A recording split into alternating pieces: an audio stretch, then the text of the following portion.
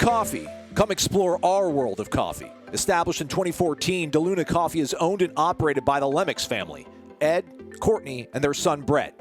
Ed graduated from FSU in 1979, Brett in 2009. Lifelong fans and Florida State boosters, the Lemmixes attend multiple football games every year where you can find them tailgating near the Unconquered statue. Wake up with their midnight shift coffee. It's the perfect breakfast blend. It's a collaboration with the Pensacola Police Department and the Rally Foundation. A percentage of proceeds go to the Rally Foundation of Pensacola, who work to raise awareness, support families with kids fighting cancer, and raise funds for childhood cancer research. Use the promo code WARCHANT15 for a 15% discount. Visit DeLunaCoffee.com. Check out their Facebook and Instagram.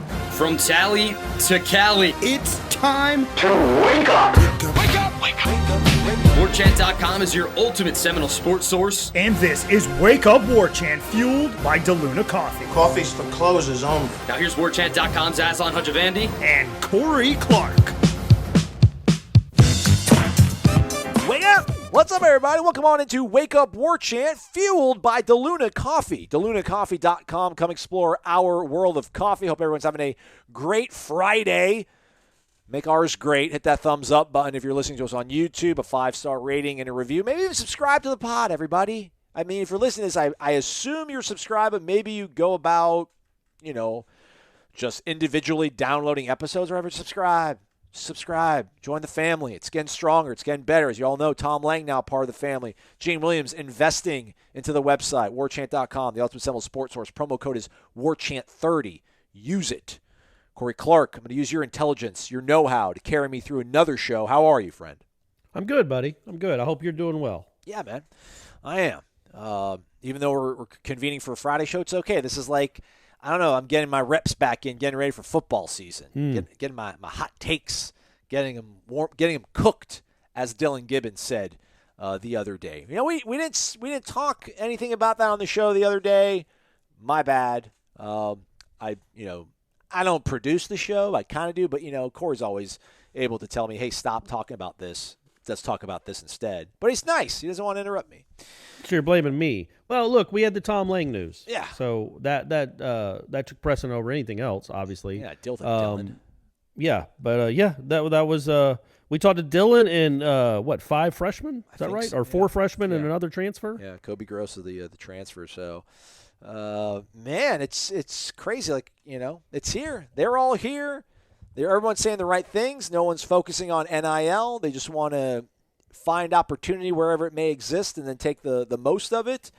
Dillan Gibbons was quite, man, he was, I almost feel like be prepared for it, which I don't know if he prepared, whatever he put into getting ready for that press conference, if he puts a fraction of that into football, we'll be okay, man. That was one of the more freewheeling, big picture,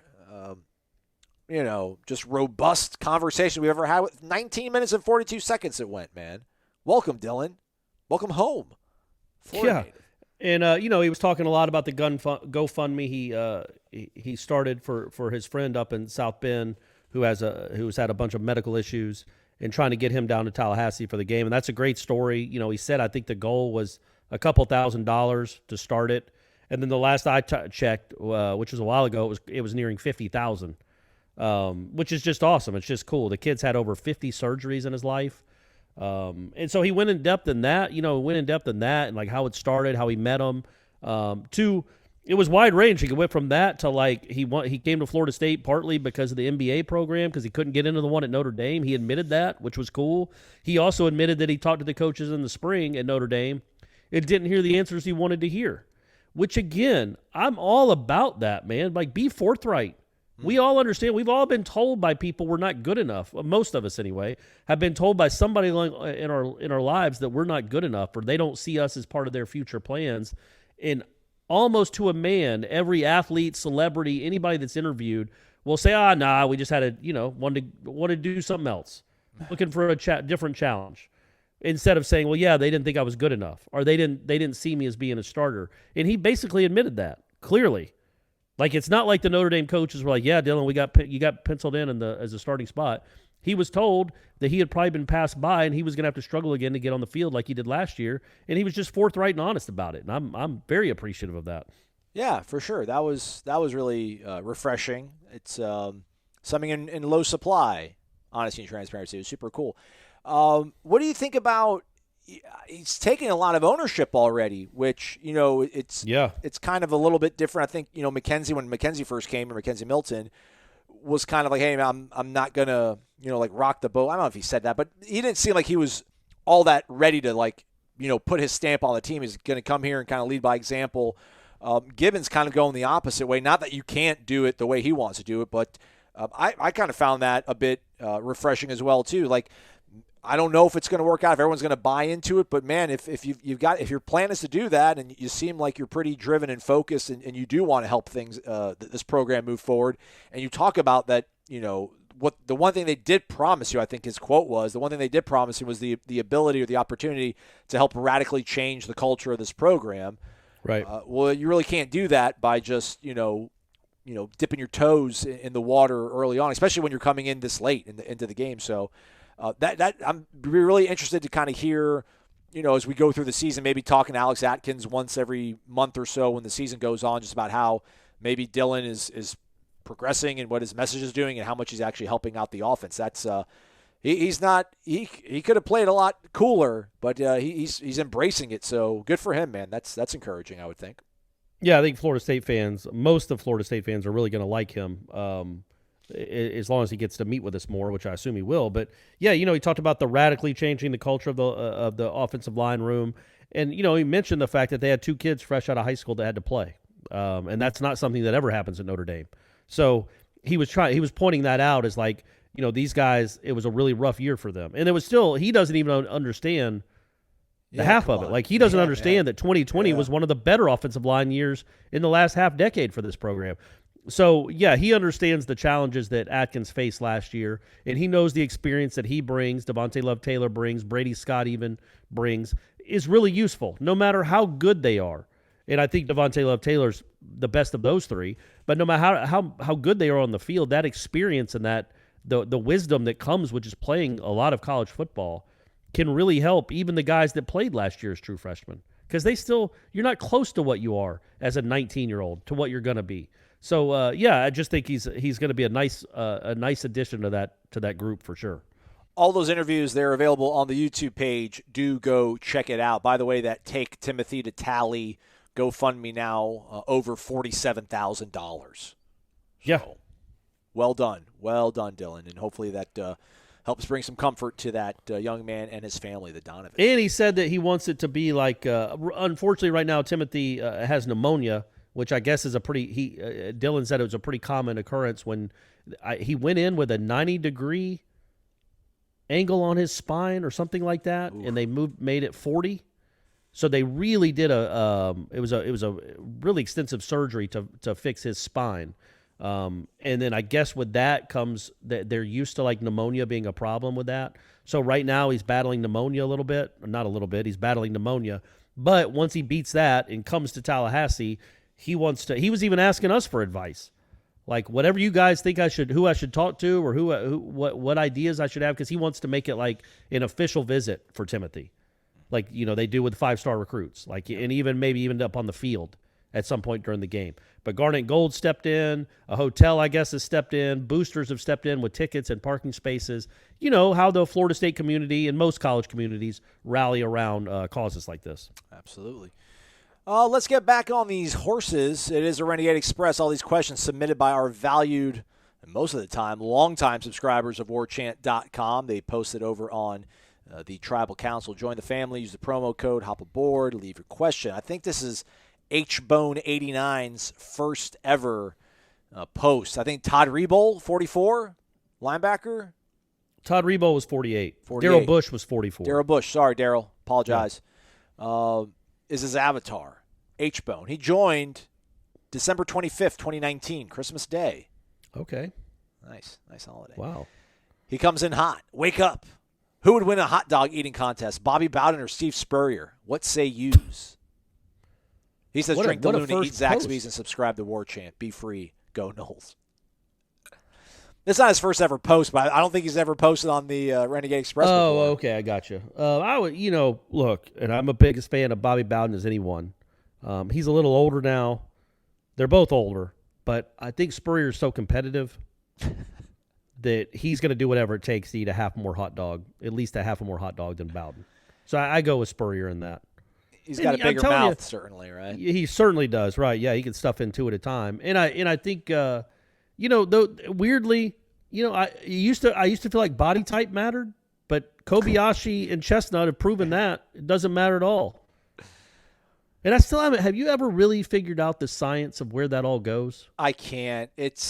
I think I tweeted about it. I can't remember the last time I had a hot dog, and I used to like having hot dogs as a kid growing up. And if you watch that Nathan's thing, you'll never want to eat another one. I think it's directly tied to seeing them dunk the buns in the water. Yeah.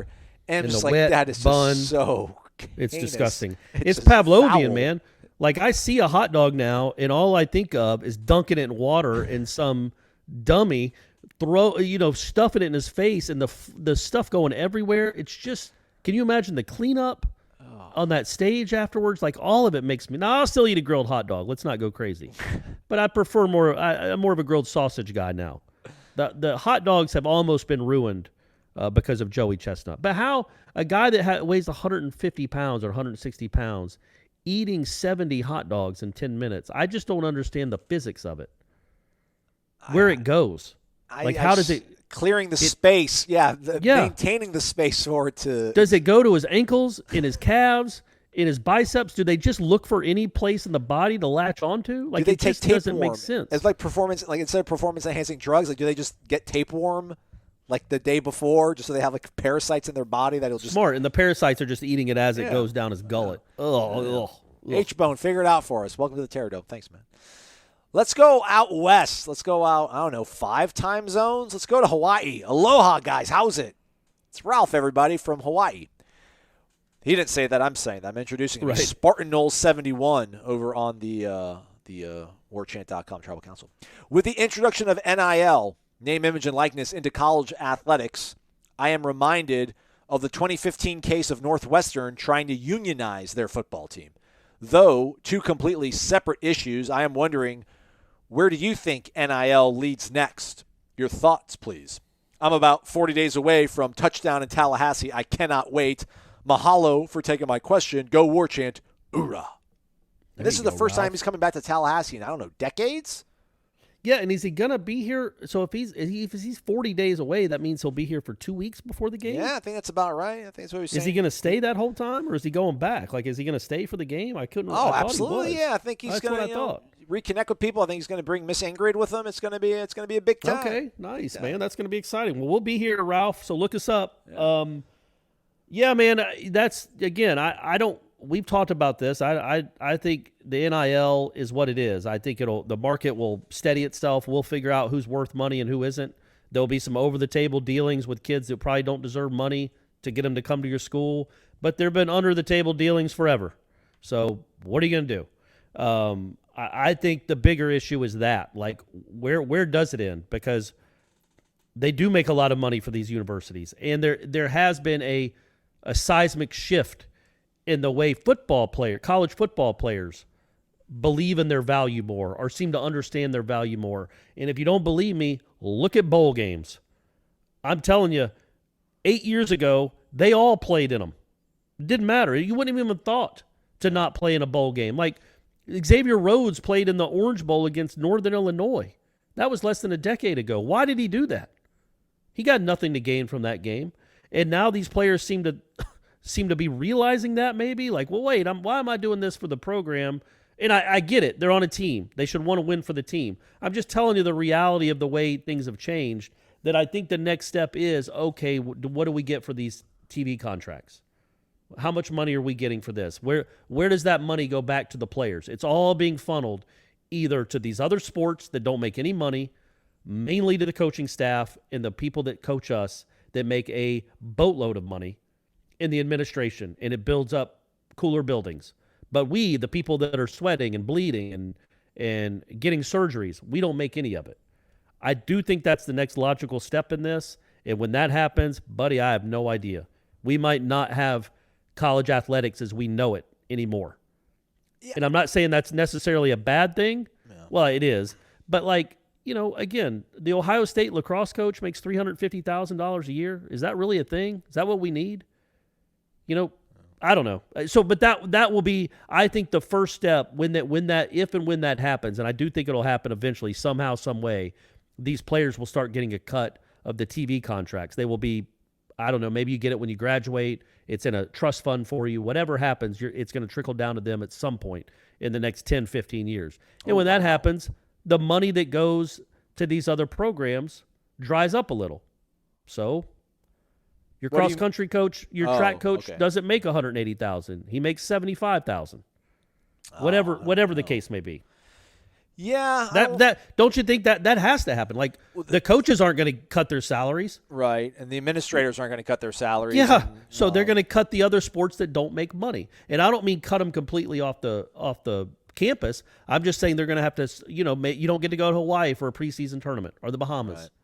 Right. That's the cost-cutting measures they're going to have to because football well, those sports are going to become, like, once football breaks away and they become autonomous from the NCAA entirely, then there'll probably be a reshuffling of those sort of things. Because, yeah, you'll probably have, I mean, I don't want to pick on cross-country or lacrosse or something, but, yeah, if you're a swimming team at Florida State, well, then if these budgets get cut, then you probably should only be competing against Florida and UNF and UCF. And, you know, like, there's no reason to be in the ACC and travel to Boston College or travel to Syracuse to do these meets that aren't going to generate a lot of revenue. So that stuff probably starts I don't think they do that in swimming as much, but I understand your point, like golf or tennis or something. Yeah. Like a road trip to Boston College for the tennis team. Like state championships will mean something. You know, they'll be kind of high schoolized where it's like, all right, we're the state champs in volleyball this year. Although I don't know, maybe beach volleyball is going to continue to get revenue. Now, what should happen is the coaches should take less. You know, that's what would, like, if they all just said, look, the maximum any head coach in college football can make is $2 million. That's it. And Nick Saban's like, well, I'm out of here. Dabo's like, I'm out of here. Okay, well, there's only 30 jobs above you. It's not like there's another league outside 32. Of the NFL. 32, sorry. So there aren't. They can say, well, this is crazy. I deserve more than this. Okay, well, where are you going to go, man? You know, maybe the Jags will hire you, but not all these other coaches. They're going to take it. You know, they would, like, it's still more money than they could make doing anything else except one of those 32 NFL jobs. And most college coaches aren't going to be NFL head coaches. So, you know, if they did something like that, which is what they should do, and gave the money that $10.5, $11 million that's going to Saban, cut his to $2 million, and then the $9 million gets sprinkled around among those players, sure. But that's not. I'm a realist. That would never happen. Yeah. Why would Nick Saban do that? Why would the administrations do? It's just the presidents aren't going to let that happen. So it'll eventually, when it happens, it'll cut into the non-revenue sports. Is my opinion of what will happen. But I do think it's an issue that will be tackled in our lifetimes for sure. Well, here's the thing. My kind of maybe second to last thought, but maybe I'll just make it my last thought on this, Corey. What is the truth serum called? Like sodium pentothal or whatever? Like if that sounds right. If you gave like truth serum to John Thrasher or whoever the chancellor or president is at Alabama, are they? I mean, wouldn't they be? They would pay whatever they have to keep a top flight coach to keep them winning because what it does for enrollment at these institutions. Like Stanford, it's not going to matter. But, I mean, I would imagine even a place like Michigan that probably tries to fashion themselves as a really top-tier public university and the Harvard to the south, you know, here in Florida that we have apparently, the amount of enrollment and they used to show that, like when Alabama would play in these national title games, like the amount of enrollment that was just going up year over year exponentially almost. The amount of money these universities get, then a coach is going to be like, hey, man, I'm winning you all these games. All this money's coming to this university. And I'm making $1.75 million, you know, and I'm sure a president will be like, you know, well, you're right. You should be making more than that because we're all prospering. What I would like to do, this is my last thought on it, Corey. I almost want to just write down 10 doomsday scenarios, things that we're all panicking about, and then kind of go through and figure out which ones are like least and most likely to happen. Because then there's a lot of doomsday sort of scenarios that we're all envisioning that this is going to ruin this and ruin that, and there's going to be certain things that are going to fall by the wayside and be diminished for sure. But I just wonder how much of it's really going to happen, how much this will stabilize, as you first said. Like the market, the invisible hand of the market, maybe actually finally makes its appearance for once in a capitalistic venture, and sorts itself out.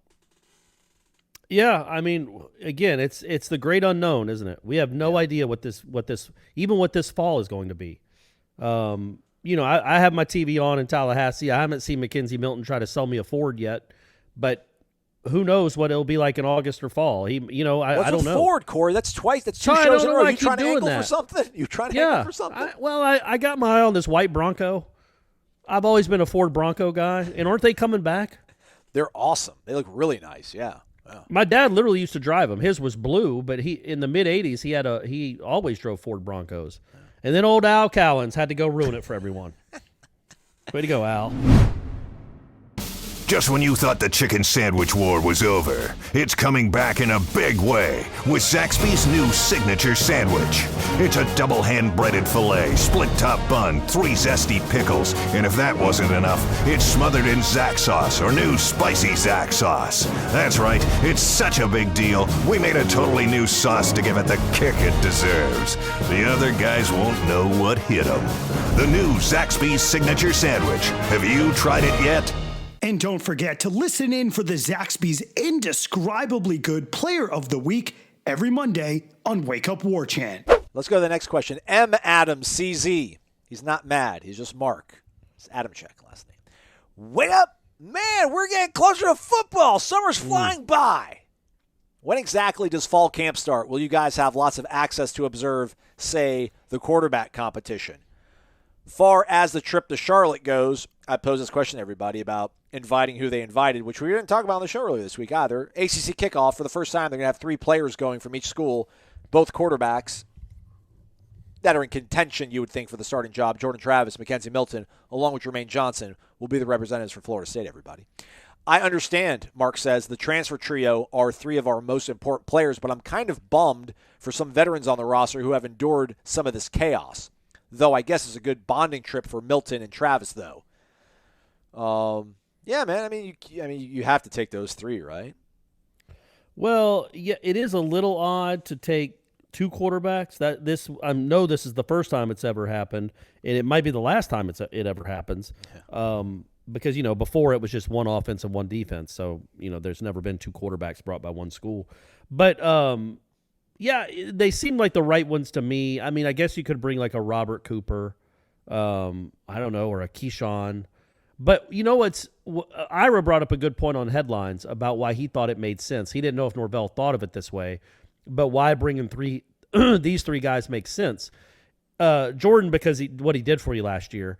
And then the 2 other guys, well, if you want to ask them why Florida State was so bad the last couple years, well, they can't answer that. You know what I mean? Right. So it can only be questions related to the future or building it back up. It can't be what went wrong, what's different about this year, because they don't know. So in that regard, it changes the narrative a little bit. If you bring Keyshawn Helton, he has to answer questions about 18, 19, and 20. And what happened, and why is the program so bad, and can they get back, and what's different about Norvell than Taggart? Well, these guys can't answer that. So maybe that had something to do with the questions, and maybe it keeps the narrative more on the future and not what's happened in the past. I would have thought the Coracle would have thought of that, not 5-star. No, that was a really good point by Ira. That's a great point. Yeah. Remember when Taggart? I should have taken credit for it. Yeah. I guess there is a crossover of people that listen to this and headlines, and they would have known. But many of the people might not have, or they wouldn't have remembered, or they don't listen to headlines. And I could have just taken it as my own thought. Hashtag alternative facts. Right. Remember when Taggart? I think like going into 2019, he had for a little bit, like a few weeks, and even some of the players did it too. It was like, we're not talking about last year. Like last year's over. Like they did that whole thing. It was like, I don't think it works like that. But okay. Yeah. If you insist. All right, moving along here. Interesting thread on the Tribal Council earlier in the week. If you could pick a win over Notre Dame, Miami, or Florida this year, which would it be and why? Obviously, we want all 3. I also want to hit it 300 down the middle of the fairway all the time. But it's an interesting question in terms of which win would be the most important. Some posters, including myself, this is Mark continuing, everybody, took some flack for not picking Florida. But to me, I think we need to avenge the 2 recent beatdowns we've suffered against Miami. I'd like to send them packing from Doak with an embarrassing loss. Would be a nice late-season boost for recruiting, and I don't know. I just feel we need to break their winning streak and do it with a bang. Thanks as always. I'm waiting on my next shipment of DeLuna. Go Noles! I'd put Miami third. I could maybe argue Notre Dame just because how awesome it will be for at least, 11 days after that? Yeah. Really, everybody, I know I hope you don't think I'm patronizing you. I'm being extremely sincere when I say this. I paused and reflected earlier in the week for like a good 17 minutes probably, which is a long time to sit and do nothing but ponder and think about the future, especially when you have a whole bunch of other stuff in your life you need to probably be focusing on. But just how awesome it would be to beat Notre Dame. Like, what if this team is going to be good? Like, if everything hits, if all these what ifs that we're doing, these video features, what if they all hit? What if you pull that crank in Vegas and it's all chairs, it's all 7 bars or whatever? Like, if they beat Notre Dame, the incredible feeling that it'll be the happiest feeling this school's had since, I don't know. I mean, even beating Florida all those years, and I hate when we try to diminish Jimbo beating up bad Florida teams and bad Miami teams. Man, I think, and this is coming from the guy who cannot stand anything about the University of Florida. Anything. I think this is the one time you can maybe get away without saying Florida's like the biggest win possibly of your season if you can pull it off. Like beating Notre Dame, I think would. I'm not talking myself out of it, Corey. I'm just like, oh, how awesome it'd be to go into the offseason or to the bowl game beating Florida. I was going to say it's kind of your perspective, right? Like you could. I did a Peter Brady there, my voice cracked.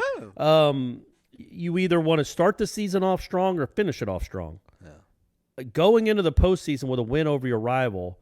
When you're already, you hope, beating them on the recruiting trail, you're giving all these other prospects something to think about. You don't really recruit against Notre Dame that much.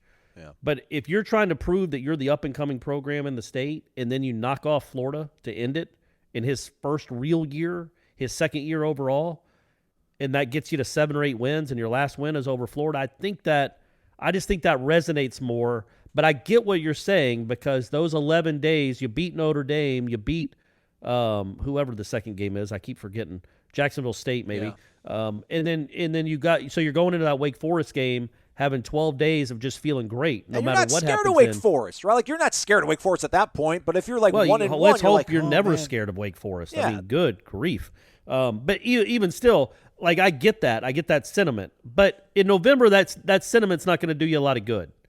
Like if you're still 6-6 and one of the 6 was over Notre Dame, it's not going to make losing to Florida hurt less. But I think if you beat Florida, it makes losing to Miami and Notre Dame hurt less. And we haven't thrown out Clemson because, come on. Yeah. Clemson clearly would be a really, really big win. I don't know that it would be any bigger than Florida because of who you recruit against typically. And you got to own the state before you own the country. You got to own the state. So I would say Florida. But I get it too. Like I get Miami. I get the Miami answer because it's 4 in a row. And the last 2 have been just disastrous. So, yeah, I get that too. I don't know what we need to do to sharpen my tongue or my hatred, my angst, my resentment towards Miami. But maybe I've been listening, or maybe I subconsciously am pulling these thoughts back from listening to old, not I'm going back and listening to them, but maybe I'm now remembering them subconsciously, the Seminole Headlines episodes where Ira or Jeff would always be like, well, you never know, Miami might come back. And you'd always be like, absolutely not. Like, it's over. Like, they're never coming back. It is done. Like, the Jimmy Johnson era, like, nothing is ever, never, done. I have almost programmed in my head, and Miami fans, whatever, you've won however many in a row, like, you're insignificant, you're irrelevant not a threat. to me. You're irrelevant They're not to a threat. me almost. Yeah. You really are. Beat Florida State. We'll probably still come down and pull players from Miami that we want. Doesn't really matter. Right. So it's weird. And again, I'm sure if you live south of I-4, if you live south of Fort Pierce, you have a whole different outlook. So I do sympathize with you having to live, although not too much. Like you live in Fort Lauderdale, that's pretty awesome.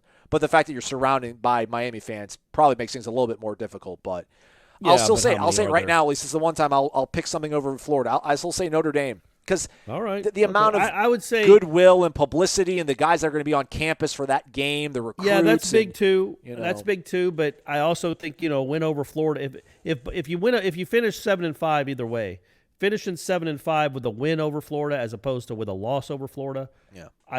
Who can know who that would sway?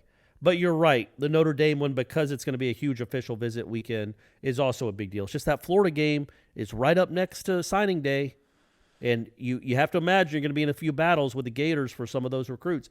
And when I said Miami isn't a threat, obviously they're a threat to beat Florida State. They've done it 4 years in a row. They've proven they can beat that. Right. They haven't won anything in 20 years. Yeah. They have not won a conference championship since they joined this conference. So that's what I mean by not a threat. They're not a threat to like supersede you and become this power again. That's not happening. Florida could be. Florida could be poised. I don't think they are, but they could be poised to be a power again. And that would hurt Florida State. I don't think Miami will be a power again. So that's why I think Florida's a little more of a threat to if Florida State getting back to the mountaintop. Let's go to Daryl. Let's go to Thomasville, North Carolina. Wake up, guys. Although you're probably taping this podcast in the afternoon or evening. LOL. You know us so well, Daryl. I hope you two are doing well in Tallahassee and in Atlanta. Are you in Atlanta or Tallahassee right now, Corey? Tallahassee, my man. Okay, right on. You want to go out? You want to go go out and get a few drinks tonight? I will. Yeah. Oh, I'll grab an Ultra. Okay, nice. That's good. That's good to know. I'll tell Stephanie. She'll be excited. I don't want any questions about my dating life. It's non-existent. It's going nowhere. I'm going to die alone. Okay, I'll tell her not to do it. I'll tell her not to ask her anything about that. First question. With the addition of Marcus Cushney, the defensive end from Alabama A&M, Coach Norvell has given Coach Fuller the increasing possibility of a good defense, maybe somewhere in the neighborhood of the middle 50s. That being said, if you have a defense in the mid-50s and an offense somewhere between 40 and 60, maybe a little bit higher if some of your pieces come together, do you still say 6 or 7 wins? We talked about this the other day, but the question was asked prior, but it's still kind of worth kicking around and talking about, I guess, Corey, or at least revisiting. What do you think? Do you go above 6, 7 wins if you know you got top 50 offense and defense? No, I mean, you just think of it like statistically. Like if you got the 51st defense and the 44th offense, well, you're kind of middle of the pack, kind of average in both, right? Yeah. Which is better than being horrible in both. Yes. You're average in both. Well, if you're average in both, it seems like you'll have an average 6, 7 win season. I bet that bears out more than it doesn't. Teams that have offenses and defenses both from like 40 to 60, I bet they usually finish with about 7 or 8 wins, 6 or 7 wins, 6 to 8, somewhere in there. So, no, I would just think more than anything, man, I do trust the guys on offense. Maybe I give them too much of the benefit of the doubt. But if the defense can make a significant jump, then, man, that gives you some hope moving forward to 2022. If it's still hanging out in the low 80s or 90s, well, you're gonna have to scrap it and start over. Like you can't. You can't do it. So that's what I'm kind of looking forward to most. I think the offense will end up being a good offense. The defense, that's where you want to see the biggest improvement. If it can leap up 50 spots, then okay, Adam Fuller might win the Frank Broyles Award. I just want to see, and this is me just being the cynic, but yeah, let's revisit. Let's spend a whole episode, January 3rd, 2022, talking about Florida State and what we feel about their defense if they were 57th in the nation. Like I still think we're overvaluing how good we're going to feel about that, but it's no denying it. That would be substantially better, and it would lead to more wins. And the difference is because I've compared it, and we'll continue to compare it to the going from 09 to 10. Yeah. The difference is so many of those guys from the 2010 defense were coming back in 11. Right. And most of the good players you think off this defense probably aren't coming back. Yeah. At least a few of them, a few of the big-time players. I don't know who they lost after the 09 season. Maybe Patrick Robinson. I think that might have been it. Yeah. There was a good defensive player. Everybody else that are in 10, I don't think they lost anyone good from the 10 team on defense. Maybe one guy. Brandon Jenkins, we'll throw him in there. There you go. But that's just because he got hurt. But all those guys that made the big jump from 09 to 10 and became a competent defense and actually shut out a team and went from 84th in the country to 30th in the country, almost all of those guys were coming back. That won't necessarily be the case with the Florida State defense moving forward. So that's why I say it would be a different – you'll be happy they jumped up 50 spots. But then if none of these young guys or very few of these young guys make immediate impacts, you're like, okay, well, Keir Thomas isn't here anymore. Jermaine Johnson's not here anymore. Maybe Cooper left. Who's gonna be the guys that we count on next year? So that's where I see you. It won't be all roses and parades if you have a 57th defense in the country. Yeah. Just for context, last season again, Florida State had the 107th total defense in the nation, which means they allowed 456 yards of opposing offense. They were 62nd in total offense. The offense mustered up 396.7 yards of offense. So you had a 50-60 offense. And that was 107th defense without playing Clemson and Florida, two of the 5 best offenses in the country. So if they'd have played those 2 games, you're looking at a defense that's like 113th, 115th, 108th. They would have given up maybe 500 yards per game. And we can laugh, but they didn't have to play Wake. Wake got canceled. Wake was probably going to be better. Wake's tougher than Georgia Tech. I mean, Virginia. Yeah. Those are. But I guess Virginia's probably on par with Pittsburgh and NC State. Anyhow, that's your context, everybody. Second question from Daryl. This is the first time FSU has ever taken 2 quarterbacks in a defensive end to ACC kickoff, and do you think it's the best case scenario? Man, Daryl just was like, Daryl set the scene for our entire shows the past few days. Thanks again, guys, for an amazing show as always. Sign up for warchant.com, drink your Dillan coffee, hit your thumbs up button, and go Noles. God bless, guys. Thank you very much, Daryl. Is that best case scenario? Yeah. I mean, as we mentioned earlier in the show. Who could you take? I like that he's bringing the quarterbacks because no offense to Keyshawn Helton or my man Cam McDonald. Cam, I didn't forget about you. I got to mention you at least once a week. What would be the point of bringing them? Who would want to? And I'm not trying to be rude or ugly, but who in the ACC media really wants to talk to Keyshawn Helton or Cam McDonald? The biggest story for Florida State is Mackenzie Milton. That's a great story. It's a feel-good story. It's a story you want out there. But also, he's not guaranteed to be the starter. So would it be fair to Jordan Travis to take Mackenzie Milton and not him? That would be gutting. Take them both. That would be gutting. I can't imagine how he would. Right. You would be like, well, what am I doing here? Yeah. So you obviously he's going to be the starter, right? Yeah. Because you're taking him to media day. So take them both. It makes sense. Like in 2008, I'm almost positive they took Weatherford to ACC media days. And he didn't win the job. Ponder did. Yeah. So, that was dumb in hindsight. What was the point of that? But yeah, I like that they're doing it. I also like that they're bringing 3. I think that's something that the new ACC commissioner, Phillips, was probably an edict from him. Like, okay, the SEC only takes 2 athletes. We're taking 3. Let's make this as big as possible. Let's give this the attention it deserves. It's not lacrosse season yet. It's still the off season. So while we're in the lacrosse off season, let's make football as big a deal as possible. And I truly believe he gets that what this event is, why it should be important, and also that I think that was probably his idea to bring 3 instead of 2. Because if you could only bring in one offensive guy, who would he have brought? You can't bring one of the quarterbacks. Yeah, you're right. Maybe like Corbin or something, or maybe Devontae Love-Taylor. Yeah, right? And no offense to those guys either. Yeah. Good players. Yeah. But people want to hear from the quarterbacks. Yeah. So give the people what they want. Defensively, maybe Coop. Just I think Coop's a good soundbite. But no, Jermaine Johnson, I mean, I don't want to say because they know he's marketable, they want to put him out there to help himself out. But I just think you want him to be your front-facing guy. He seems to unabashedly embrace every – this is a mercenary job, and it's fine. We know what we signed up for. He knows what he signed up for. Mike Norvell knows what he signed up when he got this kid.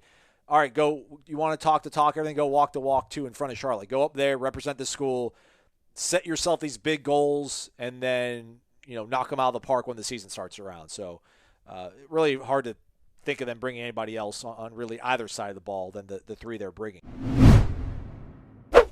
2 more questions. Random_John. Good morning, Aslan and Corey. I hope you both are feeling higher than the highs of 5-star Ira Schofel's career. Mm. Oh, yeah.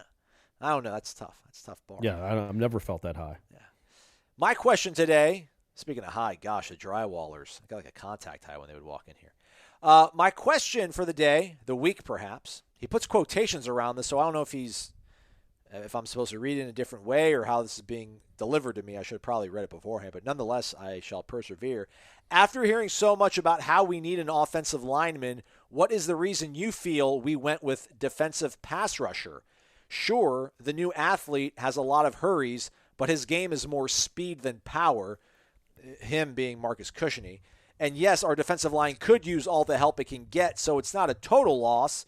Yet, with a quarterback coming back after a horrific knee injury and another that scrambles his way into injuries, would it not be absolutely imperative that we get another solid offensive lineman to protect them?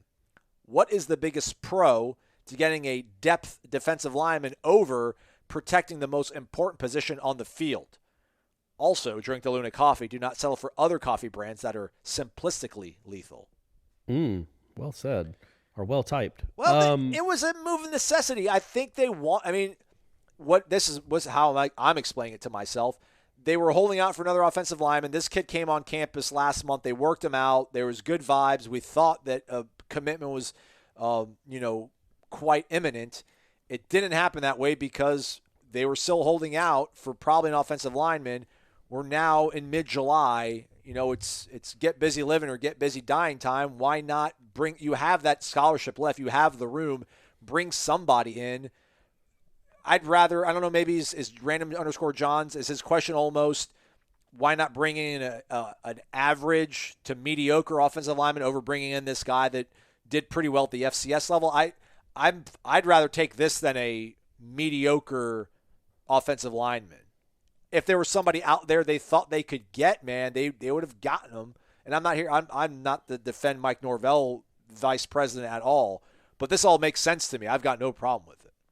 Yeah, I think you said it. You said it there that it came down to, I'm sure they wanted an offensive lineman. I'm sure they held out to July to try to get an offensive lineman. There were none out there that they liked enough to offer a scholarship to. I think that's what it came down to. The ones they liked enough weren't interested in them or chose somebody somewhere else. Yeah. And so at that point, do you hold on a scholarship for no reason?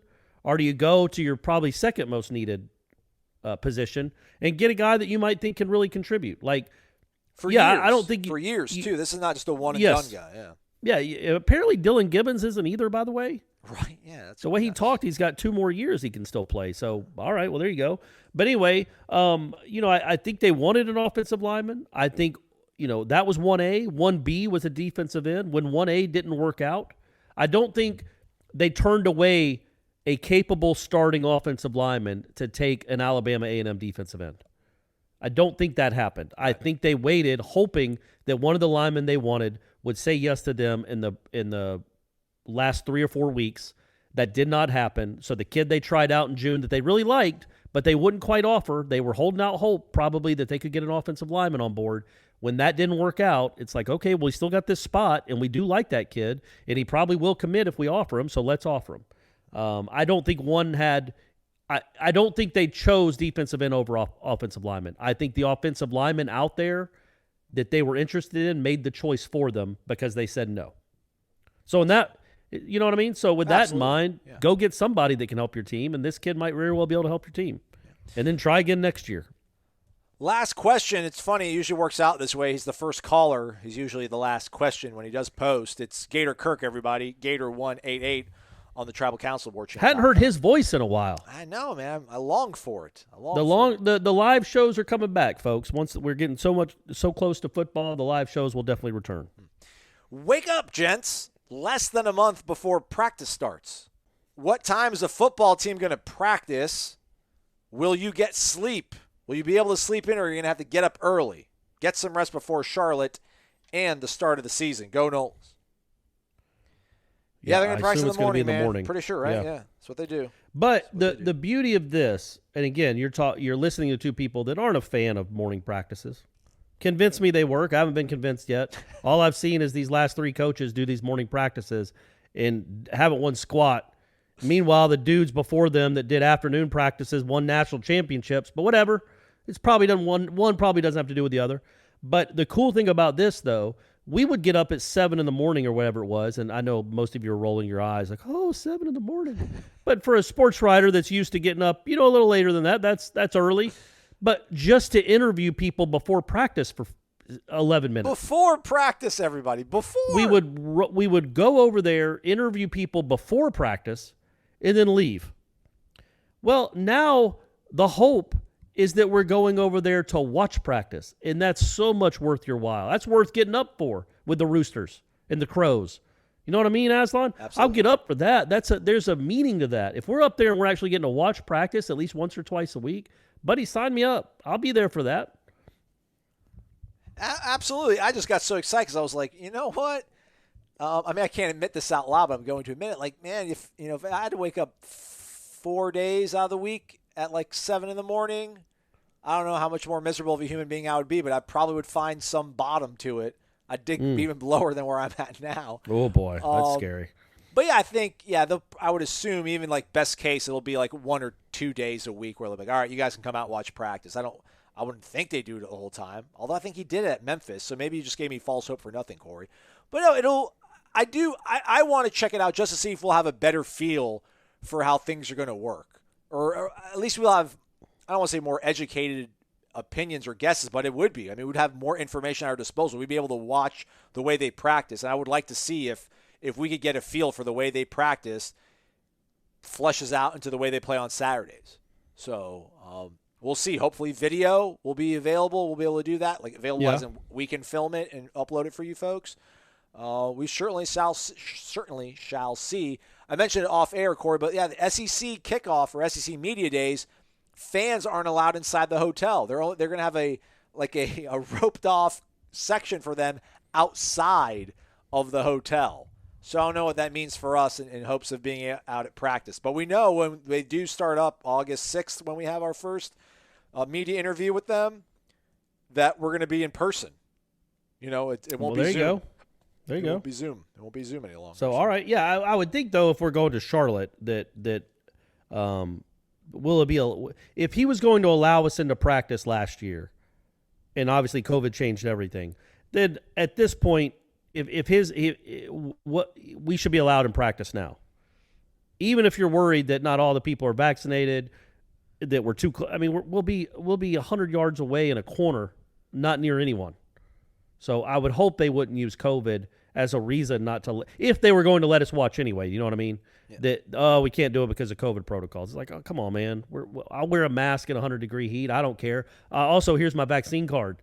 Like I'll do whatever it takes to, me, Aslan. I'll do whatever it takes. But yeah. So I would think the guy that's preached it since he got here would definitely make at least 1 or 2 practices a week open to us. Not every practice in the spring was open, but half of them were at least, right? Yeah. So I would think it'd be the same way in the preseason. Like maybe the scrimmages are closed, and maybe another practice here or there is closed. But for the most part, I would think he'd open it up to us. Don't let us film scrimmages, but keep them open. That would be my compromise. That'd be awesome. I mean, scrimmage, I think that'd be huge. It made me feel nostalgic because I remember being able to watch Bobby's team scrimmage.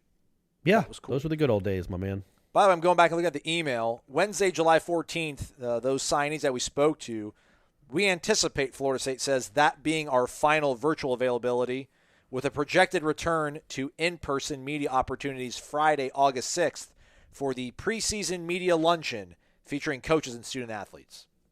So there you go. There it is, Aslan. Good work. Yeah, good work. You didn't need Ira. Still using them. All right, that's a wrap for us for today and the week. We'll be back dropping another episode. I don't know what we're going to do for the Indescribably Good Player of the Week. I think we're going to move to an Olympic sport. Tweet at us your favorite Olympic sport, maybe, at Florida State, and we'll listen to the people, and we'll pick that out. Corey, it's been a pleasure as always, man. Hey, thanks, Aslan. This has been a pleasure. And I'm going to the beach. So when we talk again, I will be doing the podcast from a beach house somewhere in Santa Rosa Maria, someplace near Santa Rosa Beach. There you go. That's where I'll be. Good for you. Good. Who's all going? Me and some friends from back home. It's 3 brothers and their families. And each of them it's five in each family. So it's a big house, but it'll be a lot of fun. And they're all Brady's friends. So yeah, we'll have a good time. You're going to pop the question? Except for right there in the middle where I drive to Charlotte and turn around. Yeah, it's a 20-hour round trip. Right in the middle of the vacation, but that's fine. We all got to make sacrifices, don't we, Aslan? Fly, Corey. Come on. There's got to be a nonstop flight from Panama City Beach or Pensacola to Charlotte. Do it. I know. I'm sure there is, but come on, man. Those things crash all the time. Oh my God, he's crazy. He's crazy, but he's Corey, and we always love him. It's been Wake Up Warchant, fueled by Dillan Coffee. Thanks for listening, everybody. Have a great one.